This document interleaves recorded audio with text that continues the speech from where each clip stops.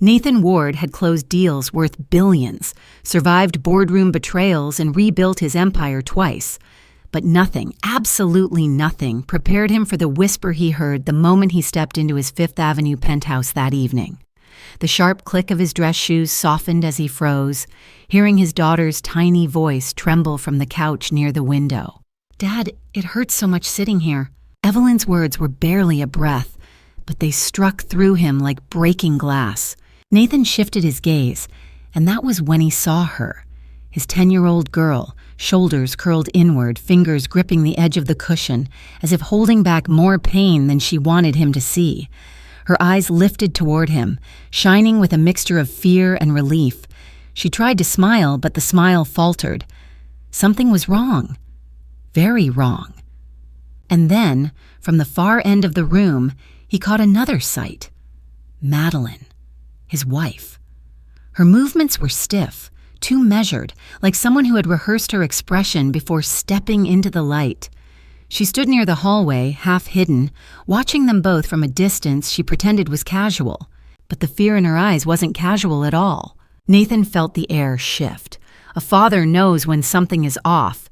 He knew when Evelyn had nightmares, when she lied about forgetting her lunch, when she pretended she didn't miss her mother after the divorce.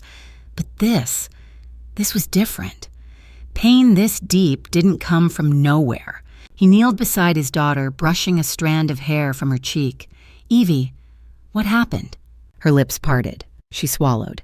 I can't say, not yet." Across the room, Madeline's fingers tightened around her phone. Nathan suddenly realized Evelyn wasn't the only one afraid tonight. Nathan felt an old, familiar ache rising in his chest. The kind he thought he'd buried years ago. The kind that came from looking at his daughter and realizing he hadn't been there enough. Not really. Not the way a father should. After the divorce, everything had fallen apart faster than he could repair it. He drowned himself in work at the Manhattan headquarters, convincing himself he was doing it for Evelyn's future. He bought her books, toys, art sets, anything she mentioned, even things she didn't. But gifts were not presents, and deep down he knew it. On nights he worked late on Park Avenue, Evelyn waited in the school library, hugging her backpack long after the other kids had been picked up. She never complained, not once. She only smiled when he finally arrived, saying, "It's okay, Dad. I know you're busy." But he remembered the small tremble in her voice, the quiet disappointment she tried to hide. Then came Meline. Beautiful, poised, and endlessly confident, she had stepped into their lives with warmth Nathan believed was real. She made Evelyn hot chocolate on cold days, read bedtime stories, and whispered that she'd help their family feel whole again. For a while, Nathan let himself believe it. But now, watching Evelyn struggle to sit upright, he couldn't ignore the truth pressing against his ribs. Something was wrong inside his home, something he had failed to protect her from. "Evie," he whispered, keeping his voice steady though his heart wasn't. "Tell me what happened today." She lowered her eyes. "Dad, I don't want to make trouble." His throat tightened. Trouble for who? Before he could ask again, Meline stepped forward at last. Her heels clicked sharply against the marble floor, a sound far too loud for the tension in the room. "She's just tired, Nathan," Meline said, forcing a soft laugh. "You know how dramatic kids can be after a long day? She'll be fine after dinner." Evelyn flinched at the word dramatic, Nathan noticed.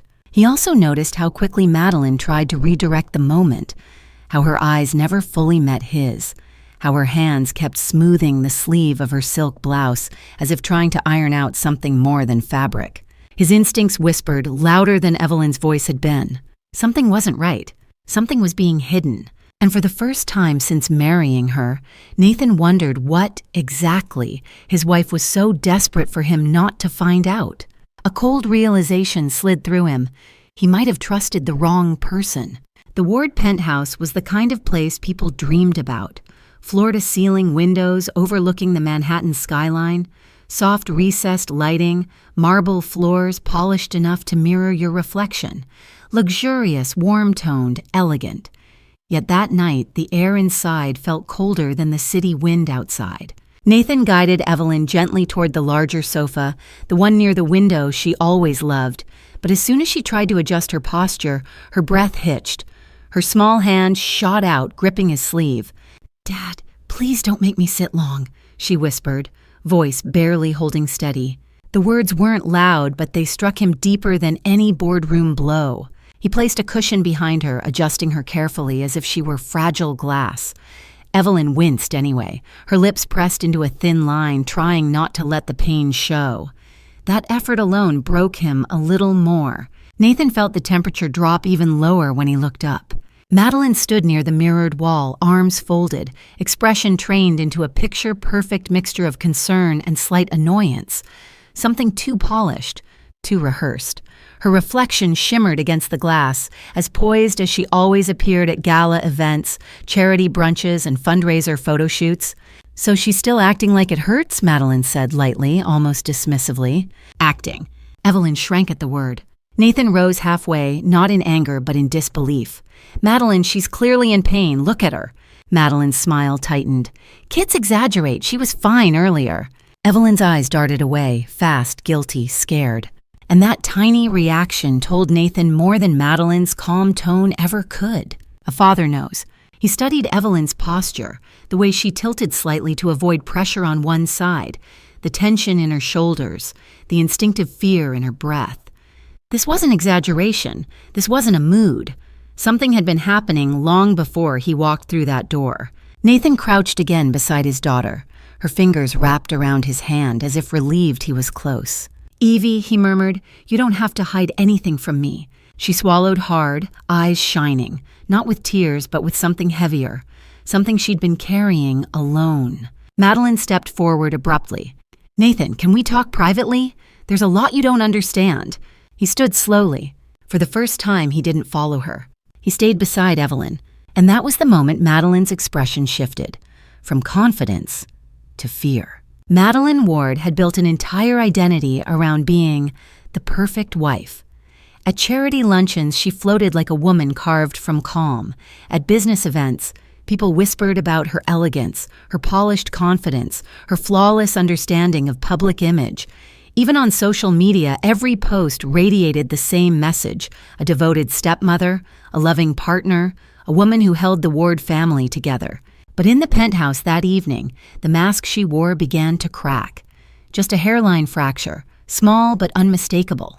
Nathan stayed beside Evelyn instead of following her, and Madeline's smile froze in place like a photograph held too long in one pose. "Nathan," she said again, smoothing her hair, though not a strand was out of place, "I think you're overreacting. She's tired. Kids say dramatic things. You know this." Her voice was velvet, trained, the same voice she used during interviews at fundraisers. But Nathan knew her well enough to hear something beneath the polish, a tightness she couldn't quite hide. Evelyn looked at her stepmother, then quickly looked away as if the glance alone might get her in trouble. Nathan noticed that too. He straightened slowly. "Meline, she's hurting. Something happened." "Well," Meline said lightly, "maybe she's just sensitive. Some children cry over the smallest discomfort." Evelyn's fingers tensed around the cushion. The words weren't loud, but they carried weight. Belittling, dismissive, the kind that could shrink a child from the inside. Nathan felt a spark of anger, sharp and clear. Not explosive, he never raised his voice, but steady and controlled, the kind that came from realizing someone might be hiding something from him. He studied Meline carefully. Her designer dress was wrinkle-free, her makeup untouched, but her hands betrayed her. The fingers of her left hand tapped subtly, anxiously against her phone. A tell. She only did that when nervous. "What are you afraid I'll find out?" Nathan asked quietly. Her eyes widened, so briefly most people wouldn't have noticed. But he did. Meline let out a soft laugh, too thin to sound real. "Afraid? Nathan, please. You've had a long day. The gala is tomorrow. Let's not create unnecessary tension." He didn't answer immediately. He looked again at Evelyn, then back at his wife. Madeline's picture-perfect expression flickered. Just once, but enough. She stepped back toward the hallway, her voice cooler now. "Nathan, don't let her manipulate you. She's a child. She'll say anything when emotional." Evelyn lowered her head as if those words carried a weight she knew too well. And Nathan felt it again, that quiet warning in his chest. For the first time, he wondered if Madeline's perfection had always been a performance. and what price Evelyn had paid to keep it intact. Nathan didn't sleep that night. He pretended to read emails on his MacBook, pretended to finish notes for the board meeting, but his mind kept circling back to the way Evelyn winced every time she shifted her weight. Kids could hide emotions, yes, but they rarely hid pain. Not this kind of pain. By morning, he'd made up his mind. He called Dr. Lila Monroe, their longtime family physician, and asked her to come to the penthouse. He kept his voice neutral, but she heard the urgency beneath it and arrived within the hour, medical bag in hand. Evelyn sat carefully on the edge of her bed while Dr. Monroe examined her. Nathan stayed beside the doorway, arms crossed, bracing himself for whatever truth was about to surface. "Sweetheart," Dr. Monroe said gently, "can you show me where it hurts the most?" Evelyn hesitated. Her eyes flicked, not to Nathan, but toward the hallway behind him, as if checking whether someone else might be listening. Only when she seemed sure Meline wasn't nearby did she lift her hand and touch her left hip. "It hurts when I sit too long," she whispered. "A lot." Dr. Monroe nodded, her expression shifting from clinical focus to concern. She pressed lightly around the area, and Evelyn flinched. Not dramatically, not exaggerated, but involuntarily, the way someone reacts to real discomfort. "Nathan," Dr. Monroe said softly, "she has significant muscle inflammation along her hip and lower back. This isn't from a normal fall. Something has been putting pressure on her for extended periods." Nathan's chest tightened. "What kind of pressure?" The doctor chose her words carefully. "It's the kind of strain you'd see if a child were forced to sit in one position for hours without relief." Evelyn's breath hitched. Nathan took a slow step forward. "Evie, sweetheart, why didn't you tell me sooner?" She looked down at her hands, twisting the fabric of her shirt. I didn't want to make anyone upset. I thought if I stayed quiet, things would get better." "Better than what?" Before he could ask, Dr. Monroe found a faint, shallow bruise along Evelyn's hip, a mark so subtle it could easily be missed, but not by a doctor who cared. "This didn't happen yesterday," she added. "It's been building for days." Days. Nathan felt something cold settle in his stomach. He knelt beside his daughter. "Evie, who told you not to say anything?" Evelyn's eyes lifted, fearful, conflicted, trembling. Her lips parted, but no words came out. And for the first time, Nathan realized the truth might be far worse than anything he'd imagined. Nathan walked into the living room with a steady, calculated calm, the kind of demeanor he usually reserved for high-stakes negotiations on Wall Street. But this wasn't business. This was his daughter. And now, with Dr. Monroe's words echoing in his mind, he felt a pressure behind his ribs he could barely contain. Meline stood near the bar counter, pouring sparkling water into a crystal glass as if the morning were perfectly ordinary. When she turned, her smile snapped into place with practiced precision. "You look tense," she said lightly. "Rough night?" Nathan didn't return the smile. "We need to talk." Meline's gaze flickered, just for a fraction, before she placed the glass down and folded her arms. "If this is about Evelyn, we already discussed it. She exaggerates. Kids do that." "She has an injury," Nathan said, voice low. "A real one, and it didn't come from a fall at school." Meline blinked. "What?" "You told me she slipped on the playground. The school confirmed nothing happened. So try again." Her expression froze, cracks spreading across the mask she always wore, but then her PR-trained instincts kicked in. "Nathan, schools miss things all the time. Maybe she fell when no one saw. Kids bruise easily." "She didn't fall," he repeated. There was a sharp silence, thin, tight, dangerous. Then suddenly Meline laughed. Actually laughed. "Oh, come on, Nathan. You can't believe everything that little girl says when she's emotional. She knows you'll panic if she acts fragile." Fragile. The word struck him like an insult. "Evie is not fragile," he said quietly. "She's hurting, and she's scared. That doesn't happen for no reason." Meline's posture stiffened. "So now I'm the villain? Because your daughter whines when she doesn't get her way?" Nathan stared at her. Really stared, and for the first time he saw something he had missed for months. Not love, not warmth, but calculation, image, control. A woman terrified not of Evelyn's pain, but of losing the flawless narrative she had built. "I want the footage from the living room camera," Nathan said. 3 days back. Meline's jaw tensed. "Why?" "Because Evelyn didn't get hurt at school." A pulse beat visibly in Meline's neck. "You're overreacting," she whispered. "Drop it." But Nathan had already opened the security app on his phone. The files from the past 3 days were gone, deleted. And not by accident. That was the moment Nathan knew. This wasn't confusion or coincidence. Someone in the house wanted the truth to stay buried. Nathan stared at the blank screen of his security app. The words, "No files found," taunting him like a deliberate slap. 3 full days of footage. Gone. Not corrupted, not glitched. Manually deleted. And there were only 2 people in the penthouse with access. Him and Meline. His pulse thudded in his ears, but he forced his expression to stay controlled. He'd learned long ago in boardrooms filled with sharks that the person who stayed calm held the power. Meline hovered near the staircase, pretending to adjust a vase of white roses. "Security systems glitch all the time," she said too quickly. "Why are you making such a big deal out of this?" "Because the only footage missing," Nathan replied, "is from the exact window of time when Evie's injury got worse." Madeline's hand faltered over the vase. Just for a moment. Then she recovered. "Nathan, this is absurd. I would never hide something about Evelyn." "Why would I?" Nathan didn't answer, because he didn't trust himself to speak without revealing the raw anger bubbling beneath.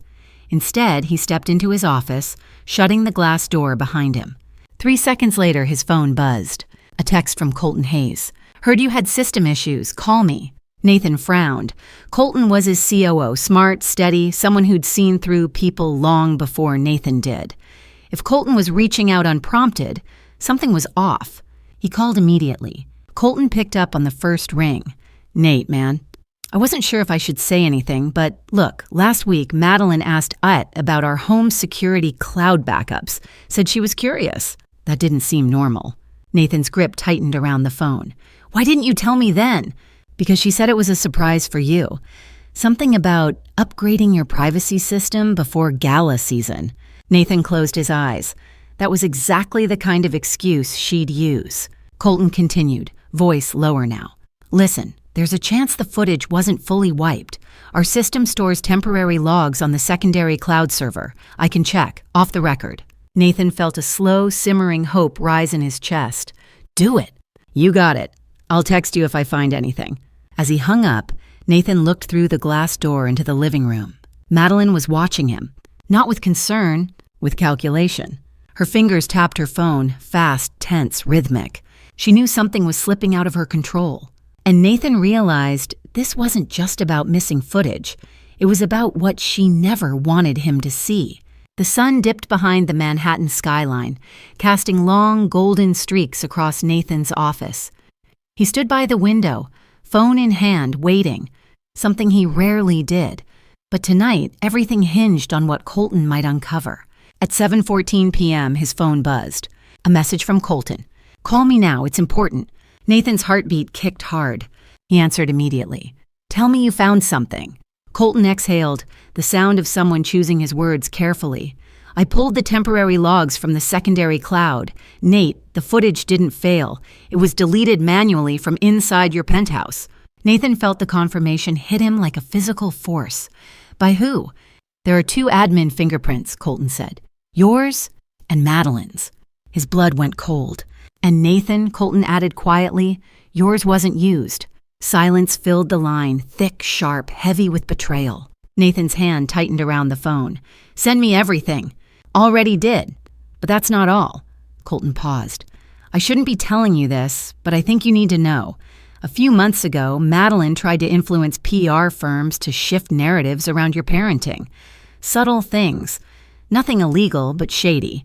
I dismissed it, thought maybe she was just trying to help your image before the company expansion. Now I'm not so sure." Nathan's breath caught. "Why didn't you tell me earlier?" "Because she's good at what she does," Colton said bluntly. "People like her don't show their cards until they're winning. I only noticed because she approached me once. Tried convincing me you needed a more controlled domestic narrative." "Controlled?" The word echoed like a warning shot. Nathan turned toward the living room as he heard footsteps approaching. Madeline's silhouette appeared in the hallway, perfectly poised. A faint smile curved onto her lips. Too perfect, too calm. "Nate," she called, "dinner's ready. Are you joining us?" He didn't answer. Colton's voice cut sharply through the silence. "Nathan, listen. I've dealt with people like her. Be careful. When someone with her skill set starts losing control, they don't get honest. They get dangerous. Nathan swallowed hard. Thank you, Colton. Anytime. And Nate, Colton hesitated. For what it's worth, I believe Evelyn. Nathan ended the call and slipped his phone into his pocket just as Meline stepped into the doorway. Her smile didn't reach her eyes. And Nathan knew, with absolute clarity, that the woman standing in his home was now pretending to be on his side, because she feared he had finally stopped believing her. The morning of the gala arrived wrapped in polished glamour, the kind of day Manhattan seemed built for. Sunlight spilled across Fifth Avenue. Limousines hummed below, and the penthouse buzzed with stylists, dress racks, and event planners preparing for the Plaza Hotel's biggest fundraising night of the season. Everything looked perfect, but inside the Ward household, tension clung to the air like static. Nathan moved through the penthouse with a quiet, controlled focus, watching Evelyn closely. She walked slowly, careful with each step, her small hand braced on the wall as she navigated the hallway. She had insisted on going to the gala, said she didn't want to disappoint him, but every shift in her posture revealed the pain she still carried. Evie, sweetheart, Nathan murmured, kneeling to adjust the strap on her small silver flats. If you're hurting, we don't have to go. She shook her head quickly, eyes anxious. No, Dad, I want to be there for you. His heart tightened. His daughter always put others first, even when she shouldn't have to. From across the room, Meline watched them while a makeup artist touched up her hair. Her gown shimmered in soft champagne tones, and her smile gleamed every time someone complimented her. Yet when her eyes drifted toward Evelyn, the shine dulled, just a little. We can't cancel now, Meline said smoothly. The press expects us. The foundation expects us. And it's important we look united after last quarter's headlines. She adjusted her diamond bracelet, pretending her comment was casual. Besides, Evelyn will be fine. Kids bounce back. Evelyn lowered her gaze. Nathan's jaw flexed. This isn't about press, it's about her. Medeline's lips tightened before she forced another polished smile. Of course, darling, but one evening won't hurt her. She just needs to stay seated. Seated. The very thing causing the pain. Nathan felt a cold suspicion crawl deeper into him. Later, as Evelyn tried to climb into the town car, she paused, gripping the doorframe. A quiet wince flickered across her face. Nathan immediately helped her inside, adjusting her dress so she wouldn't have to twist. Meline slid in beside them with the grace of someone stepping onto a red carpet. Let's try to enjoy tonight, she said lightly. It's important. But as the car pulled away, Nathan noticed Evelyn lean against him. Not for comfort, but as if she was afraid of something. And he realized the gala wouldn't just expose the truth. It might be the night everything finally broke open. The Plaza Hotel glowed like a palace dipped in gold. Crystal chandeliers shimmered above hundreds of guests. Soft orchestral music drifted through the ballroom, and cameras flashed as Manhattan's elite arrived in tailored tuxedos and sweeping gowns. It was a night designed to dazzle. But for Nathan, the glitter meant nothing. His attention stayed fixed on Evelyn as he guided her through the entrance. She held his hand tightly, her steps small, careful, measured. Every few seconds, she glanced up at him as if checking that she wasn't slowing him down. You're doing great, sweetheart, he whispered, adjusting her light silver dress to keep it from brushing her injured side. She smiled faintly, but her breath trembled. Across the marble foyer, Meline floated toward the press line, posing elegantly beneath the gold archway. Her champagne gown sparkled under the cameras, and she waved gracefully, projecting the image she valued above all, perfection. But when she turned and saw Nathan lingering with Evelyn, her expression hardened just slightly. The donors have been asking about us, she said as she rejoined them. We should take a family photo. It'll look good for the foundation. Evelyn stiffened. Nathan shook his head. Not right now. Medeline's smile tightened. Nathan, this event is important. We need to appear united. We are here, he replied calmly. That's enough. Inside the ballroom, velvet chairs circled tables draped in ivory linens. When Nathan guided Evelyn toward their table, she hesitated. Her fingers gripped his sleeve. Dad, she whispered, it hurts again, sitting. Her voice cracked on the last word. Nathan immediately crouched beside her. We can leave. Say the word and we'll go. Evelyn shook her head, blinking fast. I don't want to ruin it for you. "You're not ruining anything," he said softly, brushing her cheek. Behind them, Meline approached, irritation barely masked. "She's fine, Nathan," she hissed under her breath. "If she keeps acting up, people will notice." Acting. There it was again. Before he could respond, Evelyn tried to lower herself into the chair and gasped, her hand flying to her hip. Pain washed across her face, raw and uncontrollable. Several guests turned. Madeline's eyes widened, not with concern, but with fear of attention. "Nathan, do something," she whispered sharply. "I am," he said, voice steel. He lifted Evelyn gently into his arms. The orchestra continued playing, but the air shifted. Conversations dimmed.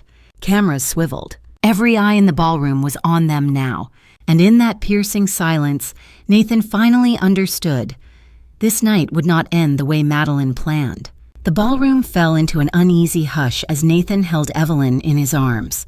The orchestra continued playing, but the music felt distant, hollow, drowned beneath the rising wave of whispers. Guests exchanged looks, curiosity, concern, confusion, while their gazes followed every move Nathan made. Evelyn pressed her face into his shoulder, trembling.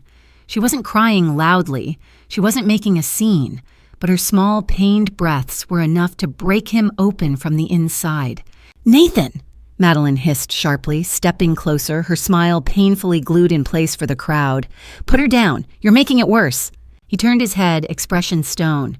"Worse for who?" She froze. For the first time that night, Nathan didn't bother keeping his voice polite. "My daughter is in pain. We're leaving." The nearby guests heard him, their whispers sharpened. Madeline's eyes darted around, calculating, panicking behind the shimmer of her mascara. She reached for Nathan's arm, trying to steer him away from the curious eyes. "Stop it," she whispered fiercely. "You're embarrassing us. Cameras are watching." Nathan pulled his arm back so abruptly that she stumbled. "I don't care who's watching. She needs help." A few donors rose from their chairs. Someone asked softly, "Is she all right?" Another guest murmured, "Poor kid." The attention spread like wildfire. Madeline's smile collapsed. "Nathan, don't do this, please." Her voice cracked, not with compassion, but with fear of losing control. Nathan ignored her completely and shifted Evelyn gently to one arm. He looked over his daughter's head toward the event coordinator. "Where's the nearest private room?"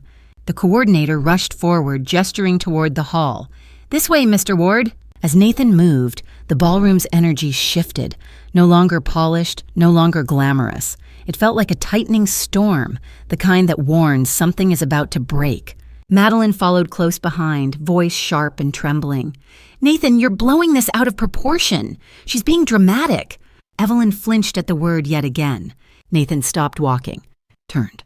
Faced Meline fully. "Don't ever call her dramatic again," he said, his voice low but thunderous. A gasp rippled through the room. Someone had heard, then another and another. Madeline's face drained of color as dozens of guests stared at her. In that moment, her carefully built image, polished, pristine, perfect, began to fracture. And then Nathan noticed something else. Several phones were lifted, recording, watching, capturing the exact moment Meline started to lose the narrative she'd spent years constructing. Nathan followed the event coordinator into a quiet anteroom just off the ballroom, carrying Evelyn gently against his chest. The door closed behind them, muting the music and the rising gossip outside. He set Evelyn carefully on a velvet chaise, kneeling beside her as she clutched his sleeve. "Dad, I'm sorry," she whispered shakily. "You have nothing to be sorry for," he told her, brushing her hair back. "Nothing." Meline burst into the room seconds later, her heels clicking sharply against the marble. The coordinator tried to follow, but she waved him off with a tight smile. "Private matter," she snapped before the door shut again. Her mask was gone now. No polish, no poise, just raw fear behind her glittering eyes. "Nathan, you need to stop," she said, her voice cracking as she moved toward him. "Everyone is talking. You're turning a small issue into a public disaster." He stood slowly. "A small issue? Evelyn is in pain. She can barely sit. And you want me to worry about donors?" Meline wrung her hands. "I'm trying to protect our reputation. Your reputation. If people think your household is unstable, do you know what that does to your company?" Nathan stared at her. "My household is unstable, and I'm starting to realize who's been causing it." Her face twitched. Just a flicker of panic. "You're being manipulated," she insisted. "Children make things up. They overreact. You're letting her play you." Evelyn flinched again at the word overreact. Nathan noticed. His voice dropped to a cold whisper. "Don't you dare blame her." Meline opened her mouth, perhaps to argue, perhaps to fabricate another excuse, but she froze when a familiar figure appeared in the doorway. Colton, holding an iPad. His expression was firm, his presence unshakable as he stepped inside. "Sorry to interrupt," he said, but his tone made it clear he wasn't sorry at all. "Nathan, you need to see this." Madeline's breath hitched. "Colton, you shouldn't be here. This is a family matter." "No," he replied calmly, locking eyes with Nathan. "This is a truth matter." He handed the iPad to Nathan. The screen lit up. A recovered video file. Timestamped from the missing days. Nathan pressed play. Meline took one shaky step backward, complexion draining, as if someone had pulled the floor out from beneath her perfect world, because she knew exactly what was in that footage. And for the first time, she understood. There was no spinning, no smiling, no saving this moment. The truth had finally arrived. The room felt unnaturally still as the video loaded, the glow from the iPad illuminating Nathan's tense expression. Meline stood frozen near the wall, one hand gripping the edge of a table as if the ground beneath her had tilted. Then the footage began. It wasn't dramatic. There was no shouting, no physical harm, nothing that could be dismissed as abuse in the sensational way people imagine. Instead, it was far more insidious and far more revealing. The camera showed Evelyn seated at the living room desk, her small legs dangling above the floor. She shifted uncomfortably, reaching for a break, but Madeline's voice, calm, clipped, cut through. "Sit still, Evelyn, we're not finished yet." Evelyn whispered something too soft to hear. Meline didn't look up from her laptop. "You can take a break when I say you can, not before." The little girl tried to adjust her position again, wincing. The timestamp showed she'd already been sitting for nearly 2 hours in the same chair. Her discomfort was obvious. Her distress was quiet, but unmistakable. The video sped forward another hour. Evelyn rubbed her hip, clearly in pain, but Madeline's tone remained cold and instructive. "Don't exaggerate. Finish the assignment. Your father expects you to be disciplined." Nathan's jaw tightened. Colton kept his eyes trained on Nathan, not the screen, reading every shift in his expression. The next part of the footage cut deeper. Evelyn finally whispered, "It hurts, please." Meline didn't even glance at her. Instead, she replied, "If you cry, you start all over. Control yourself." Evelyn buried her face in her hands, shoulders trembling. Nathan felt something inside him fracture. The video ended. Silence filled the room, thick, suffocating. Meline swallowed hard. "Nathan, that's taken out of context."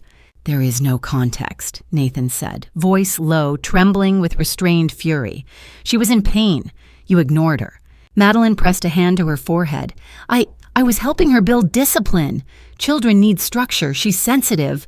She overreacts." "Stop," Nathan said sharply. "Stop blaming her."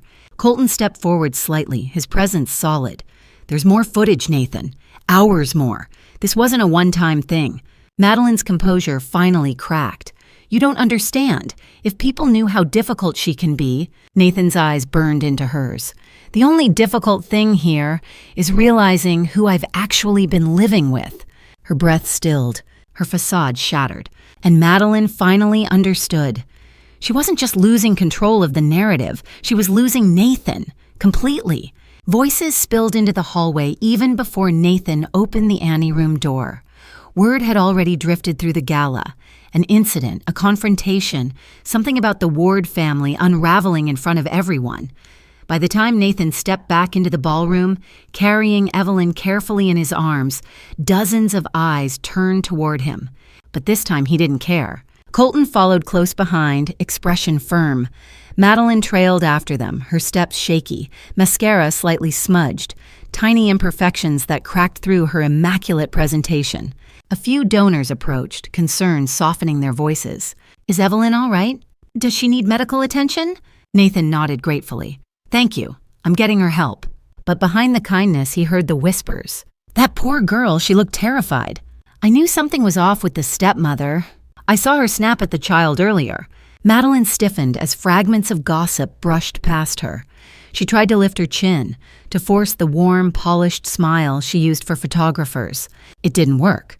A woman in an emerald gown stepped forward. I saw Evelyn crying when she tried to sit. Children don't fake that kind of pain. Her tone was gentle toward Nathan, but coldly disapproving when she glanced at Meline. Another donor, a man who rarely spoke publicly at events, added, "A child asking for help shouldn't be dismissed." Meline's composure wavered. "You're misunderstanding." But she didn't finish. A cluster of guests parted as the event's major sponsors approached, an older couple known for supporting children's charities. They moved straight toward Evelyn, completely bypassing Meline. "Sweetheart," the woman said softly, touching Evelyn's hand. "Has someone not been listening when you said you were hurting?" Tears filled Evelyn's eyes. She didn't speak, but she didn't need to. The sponsors' gazes shifted to Meline, and this time their judgment was visible. Meline's lips parted, desperate to redirect. "Evelyn is sensitive. She tends to—" "No," Nathan cut in, voice controlled but powerful. "She tends to be ignored." Several people gasped. The orchestra faltered for a beat before playing on, but the shift in atmosphere was unmistakable. Sympathy for the child, support for the father, suspicion toward the stepmother. Phones lowered, whispers sharpened, reputations flipped. Meline felt it. Her worst fear materializing in real time. Her perfect image, built on charm and composure, was collapsing under the weight of a truth she couldn't spin away. She stepped toward Nathan, voice trembling. "Please, we can talk about this privately." He met her eyes. "We passed private a long time ago." Meline paled. And for the first time, the entire room saw her. Not the perfect wife, not the polished socialite, but the woman whose lies were finally catching up to her. Nathan didn't wait for the gala to settle. He moved swiftly through the plaza's side corridor with Evelyn in his arms, Colton close behind. A staff member guided them into a private lounge usually reserved for VIP donors. Soft lighting, velvet chairs, and gold-trimmed walls did nothing to ease the tension trembling through Nathan's jaw. Within minutes, Dr. Lila Monroe arrived, still wearing her white coat. She must have rushed from her clinic. "Where is she?" Nathan gently laid Evelyn on a chaise. "Her pain is worse. She couldn't sit during the event." Dr. Monroe knelt beside the girl, her voice warm. "Hey, sweetheart, remember me? I'm just going to check again, okay?" Evelyn nodded, though her small body trembled. As the doctor examined her, Nathan watched every movement, every reaction. The slight flinch when her hip was touched, the tightening of her shoulders, the way she held her breath and tried so hard to be brave. After several minutes, Dr. Monroe stood. Her expression was tight, her professional calm strained. "Nathan," she said quietly, "this is significant muscle inflammation, aggravated by prolonged pressure, and her bruising indicates repeated strain." Meline hovered by the doorway, arms wrapped around herself.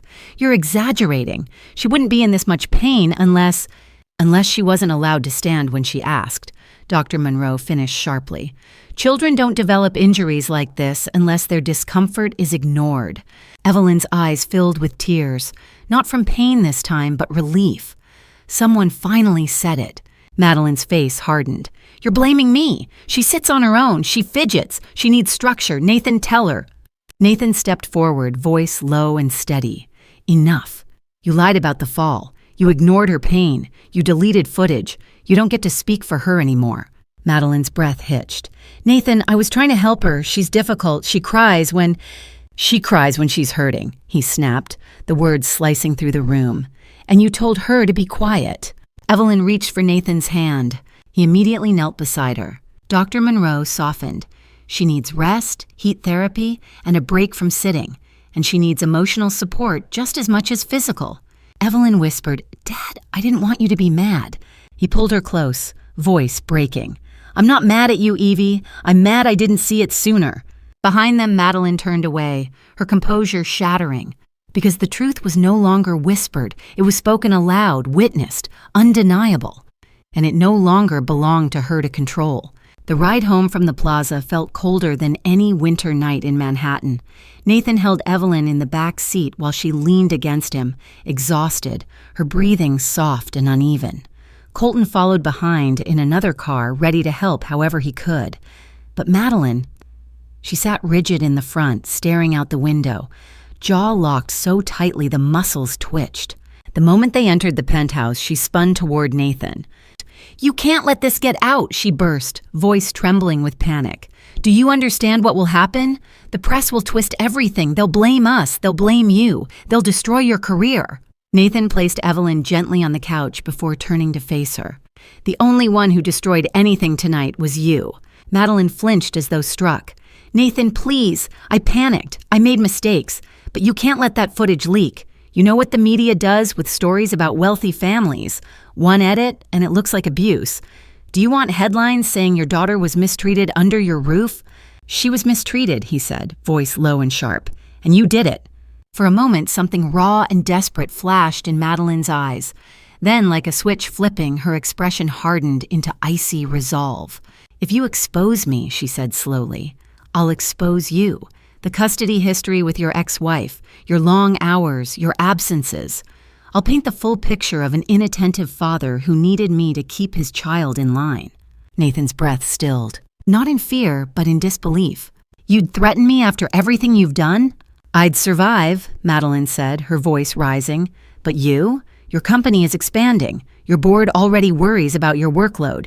You think they'll support a CEO tangled in a scandal involving his own family?" Nathan didn't speak. He didn't need to, because at that exact moment, Colton stepped out from the hallway, phone in hand.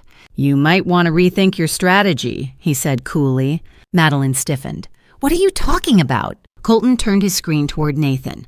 A document was open, one that traced anonymous posts on a gossip forum, smearing Nathan's parenting, hinting at concerning behavior at home.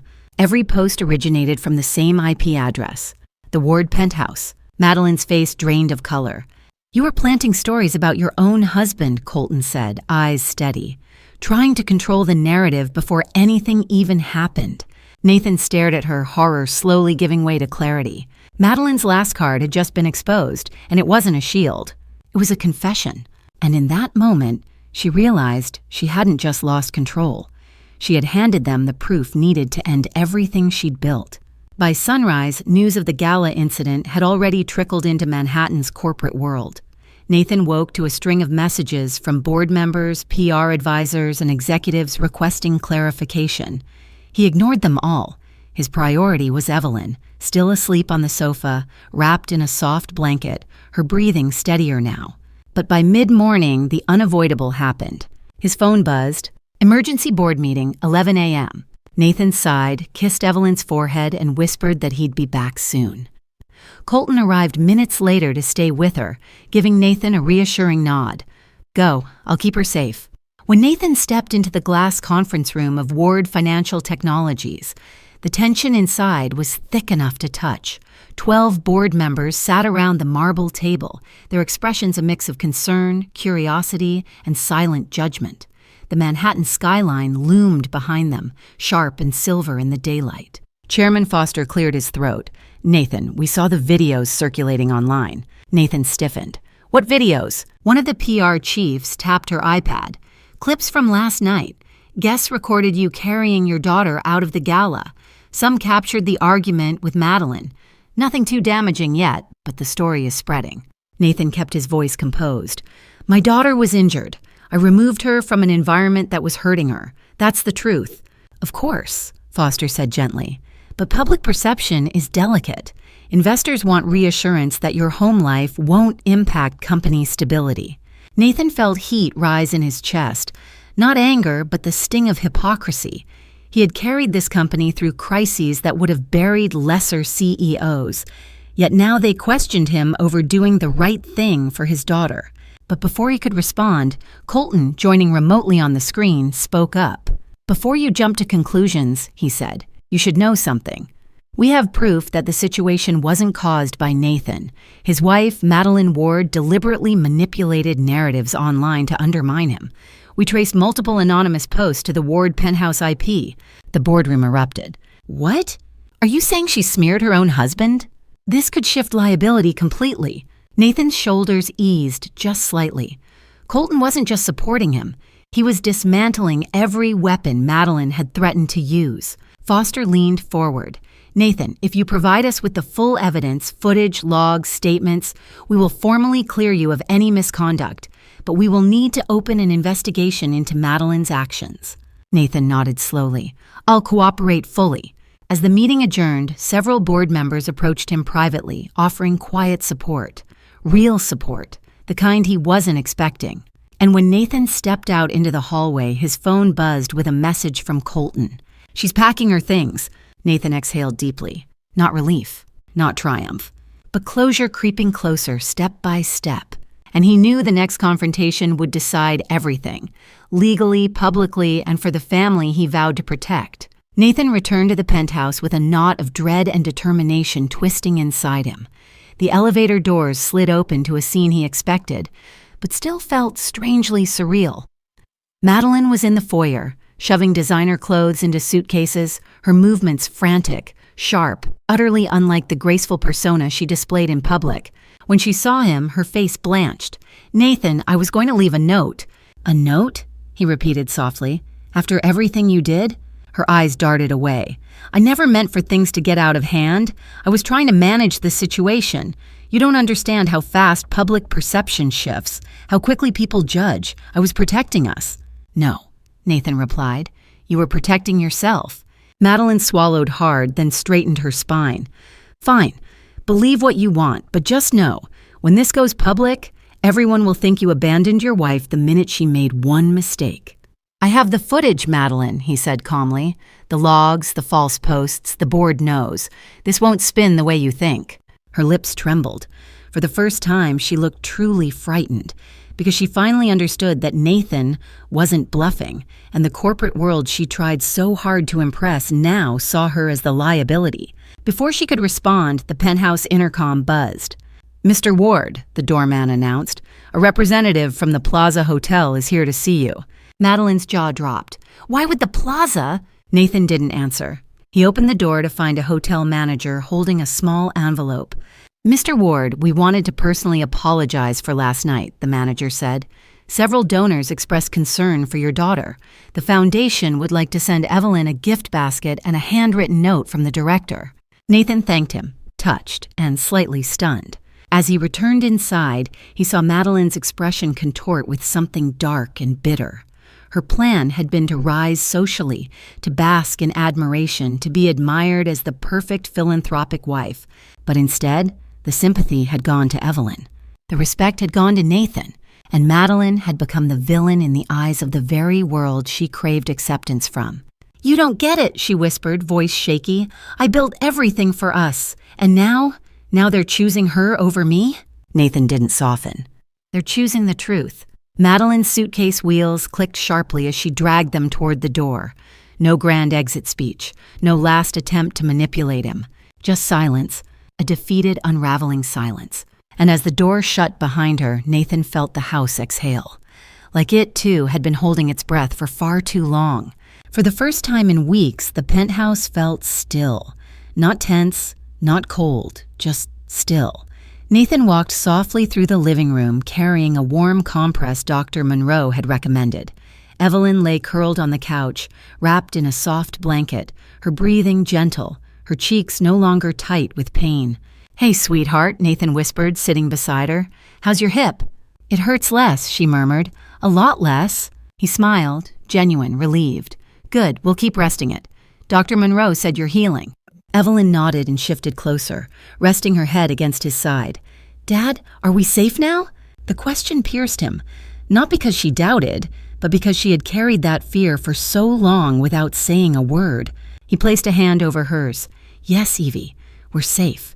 You're safe, and I'm not letting anything like this happen again." A small breath escaped her, half sigh, half release, the kind a child makes when the weight they never should have carried finally begins to lift. Later that afternoon, Nathan drove her to Central Park. The sky glowed in soft shades of amber, and the crisp air carried a peace he hadn't felt in months. He held her hand as they walked slowly along the path, careful not to strain her hip. She watched the rowboats gliding across the lake, the birds fluttering between branches, the children laughing freely. Evelyn sat on a bench, staring at the scenery. "I forgot. The world can be quiet," she whispered. Nathan swallowed. It should have always been quiet for you. From a small bag, he pulled out a wrapped box. I got you something. Evelyn blinked. But it's not my birthday. Doesn't have to be. He handed it to her. This is so you never have to sit for hours doing assignments again. She peeled the wrapping carefully, revealing a sleek Kindle. Her eyes widened. Dad, it's beautiful. You can read anywhere now. In bed, lying down with breaks. No more long hours at a desk. Her smile, the first real one in days, lit her face. Thank you, Dad. They sat quietly as the sun dipped lower, the sky painting itself in gold and lavender. For the first time, Evelyn leaned back without wincing, resting her head on his shoulder. Dad, she whispered. Yeah? I'm glad you heard me that day. I was so scared. Nathan's throat tightened. And I'm glad you whispered. It saved us both. But neither of them knew. The real justice, the final reckoning, was only a day away, and it would change everything forever. The next morning, sunlight streamed gently through the penthouse windows, warming the room where Evelyn slept peacefully on the couch. Nathan moved quietly, preparing breakfast, feeling a calm he hadn't felt in years. The storm had passed, but justice was still on its way. It arrived sooner than expected. At 9:12 a.m., his phone rang. Chairman Foster's voice came through, firm but almost triumphant. Nathan, the board concluded the review. We've issued a formal statement clearing you of all wrongdoing. And there's something else. Nathan listened as Foster continued. Several PR firms contacted us. They've come forward with documents showing Meline tried to manipulate multiple narratives over the past year about your marriage, your parenting, even company culture. She forged reports, planted rumors, and attempted to influence investor sentiment. Nathan exhaled slowly. He hadn't expected the truth to spread so quickly or so powerfully. Foster added, her actions violated multiple ethics clauses tied to your household public image contract. The board is filing a legal complaint. You won't be implicated in any part of it. The relief that washed over him was profound, quiet, deep, solid. After he hung up, he looked over at Evelyn, still sleeping peacefully. For the first time, her face looked light, free. By noon, another message arrived, this time from the foundation hosting the gala. They wanted to personally offer Evelyn a children's scholarship for art programs, moved by her quiet resilience and courage. When Nathan told her, she gasped, Me, but why? Because you're stronger than you know, he said softly, and people see that now. Later, they walked through Central Park again. The air felt sweeter somehow, the world brighter. Evelyn carried her new Kindle tucked under her arm, a small symbol of a new start, one not built on fear, but on choice and comfort. As they sat on a lakeside bench, Evelyn leaned against him. Dad, are things going to be different now? Yes, Nathan promised. Better, safer, happier. She smiled, a soft glow returning to her eyes. And Meline, she asked quietly. She'll face the consequences of her choices, he replied. That's not our burden anymore. They watched the water ripple in the afternoon sun, the city humming softly around them. Nathan wrapped an arm around his daughter, holding her close. You'll never hurt alone again, he whispered. Not while I'm here. Evelyn closed her eyes, resting peacefully against him. And for the first time in a long time, their future felt entirely beautifully theirs. A new beginning had finally arrived. And that's how our story comes to a close. But hey, you're still here with me, right? If you're listening to these last words, then something in this journey touched your heart in a quiet, personal way. And that means more than you know. What happened to little Evelyn reminds us of something deeply human. Pain hidden is pain multiplied. As Marcus Aurelius once wrote, the soul becomes dyed with the color of its thoughts. When a child is taught to stay silent, their world darkens. But when someone finally listens, truly listens, healing begins. Nathan's journey shows that protecting someone you love isn't just about strength. It's about awareness, presence, and courage. And it's a powerful reminder for all of us. Family is where honesty should feel safe. Love is where we choose to show up, and sometimes the bravest thing we can do is speak up or listen when someone else does.